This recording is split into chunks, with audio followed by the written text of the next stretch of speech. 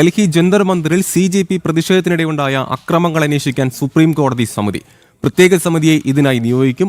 കലാപകാരികളുടെ ഭാഗത്തുനിന്നുമുണ്ടായ അക്രമങ്ങൾ പരിശോധിക്കും.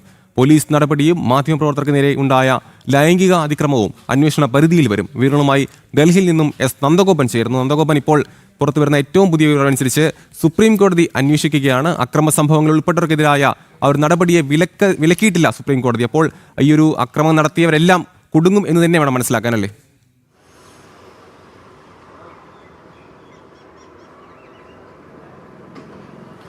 അമൽ, NEET UG പരീക്ഷയുമായി ബന്ധപ്പെട്ട് ജന്തർ മന്ദിറിൽ CJPയുടെ നേതൃത്വത്തിൽ നടത്തിയ അക്രമ സമരവും ഒപ്പം തന്നെ ബീഹാറിൽ നടത്തിയ ഇതുമായി ബന്ധപ്പെട്ട് ഈ നീറ്റ് UG പരീക്ഷയുമായി ബന്ധപ്പെട്ട് തന്നെ ബീഹാറിൽ പ്രതിപക്ഷ സംഘടനകളുടെ വിദ്യാർത്ഥി സംഘടനകൾ നടത്തിയ ഈ അക്രമവുമായി ബന്ധപ്പെട്ടുള്ള വിഷയങ്ങൾ അന്വേഷിക്കുവാനാണ് ഇപ്പോൾ സുപ്രീം കോടതി ഒരു സമിതിക്ക് രൂപം നൽകാൻ ഉദ്ദേശിക്കുന്നത്. ഈ സമിതിയിൽ റിട്ടയർഡ് പോലീസ് ഉദ്യോഗസ്ഥരടക്കമുള്ളവർ ഉൾപ്പെടുമെന്നുള്ളതാണ് വ്യക്തമാക്കിയിരിക്കുന്നത്. ഉന്നത പോലീസ് ഉദ്യോഗസ്ഥർക്ക് പുറമെ മറ്റ് വിവിധ ഏജൻസികളിൽ നിന്നുമുള്ള ഉന്നത ഉദ്യോഗസ്ഥരും ഈ സമിതിയിൽ അംഗമാകണം എന്നുള്ളതാണ് സുപ്രീം കോടതി വ്യക്തമാക്കിയിരിക്കുന്നത്. ഇതിൽ സുപ്രീം കോടതി ഇന്നിപ്പോൾ ഈ ഹർജി പരിഗണിക്കവേ വളരെ കൃത്യമായി ചൂണ്ടിക്കാണിച്ചത് ഈ അക്രമ സംഭവങ്ങളിൽ മുൻപ് ഇടപെടാത്ത അല്ലെങ്കിൽ മുൻപ് അക്രമ സംഭവങ്ങളിലൊന്നും ഇടപെടാത്ത വിദ്യാർത്ഥികൾക്ക് നേരെ കടുപ്പമേറിയ വകുപ്പുകൾ ചുമത്തരുത് എന്നുള്ളതാണ് കോടതി നിർദ്ദേശിച്ചത്. അതായത് വകുപ്പുകൾ ചുമത്തി ആക്ഷൻ എടുക്കുന്നതിൽ തെറ്റില്ല എന്നുള്ളത് തന്നെയാണ് കോടതി വ്യക്തമാക്കിയിരിക്കുന്നത് എന്നുള്ളതാണ് നോക്കിക്കാണേണ്ടത്.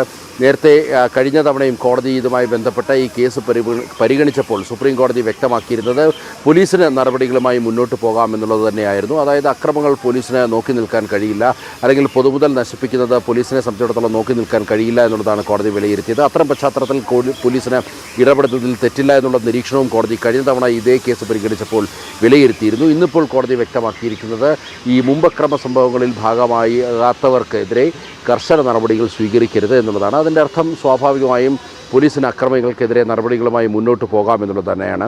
പോലീസിനെതിരെ നടന്ന അക്രമവും അതേപോലെ തന്നെ പോലീസ് അക്രമം നടത്തിയെന്ന് ആരോപിക്കുന്ന വിഷയങ്ങളും ഈ പ്രത്യേക സമിതി പരിഗണിക്കുമെന്നുള്ളതാണ്. ഇതുമായി ബന്ധപ്പെട്ട കേസ് വീണ്ടും നാളെ കോടതി പരിഗണിക്കും. അമൽ.